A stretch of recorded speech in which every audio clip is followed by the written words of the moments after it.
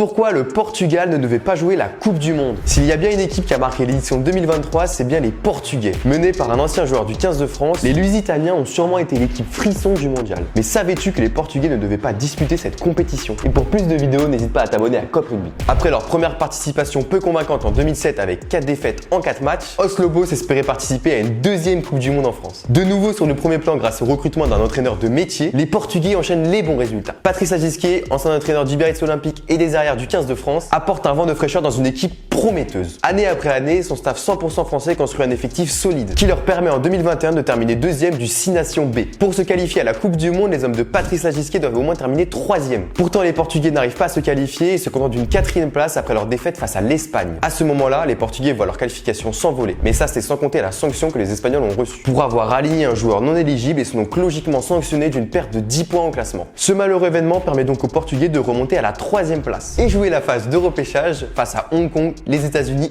et le Kenya. Les Portugais et les Américains apparaissent rapidement comme les favoris. Tous les deux vainqueurs du Kenya et de Hong Kong, les deux équipes se retrouvent pour un dernier match crucial. Une rencontre qui a tenu toutes ses promesses car il s'est terminé sur un match nul grâce à une pénalité de plus de 50 mètres de Samuel Marquez à la 82e minute. Avec cet exploit, Os Lobos se qualifie grâce à l'écart de score qui est supérieur à celui des Américains. Cette succession de coups du sort a donc permis aux Portugais de jouer leur deuxième Coupe du Monde de leur histoire, la deuxième en France. Et pourtant, les Lusitaniens repartent la tête haute de ce mondial en décrochant un match nul face aux Géorgiens et leur première victoire en Coupe du Monde face aux Fidji. Ces jolies prestations, ils les doivent à certains joueurs qui ont été monstrueux. Pour n'en citer que certains, l'arrière Nuno Sousa Guedes et l'ailier Rodrigo Marta ont su multiplier les courses et se montrer vraiment dangereux dans les zones de relance. Samuel Marquez, ultra précis au pied, Nicolas Martin, serial plaqueur, bref. Les Portugais nous ont fait stresser, sourire, sauter de joie. Une équipe qui a su attirer notre attention, un vrai exploit pour une équipe du tiers 2. Alors, toi aussi les Portugais t'ont fait frissonner pendant ce mondial? Si t'as kiffé, n'oublie pas de t'abonner à Cop Rugby.